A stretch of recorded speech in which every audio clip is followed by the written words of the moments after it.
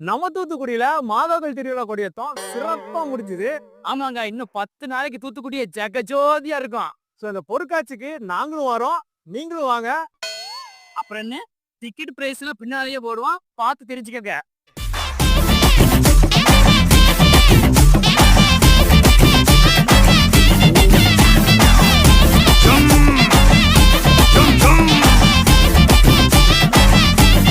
வாங்க மோனிகா.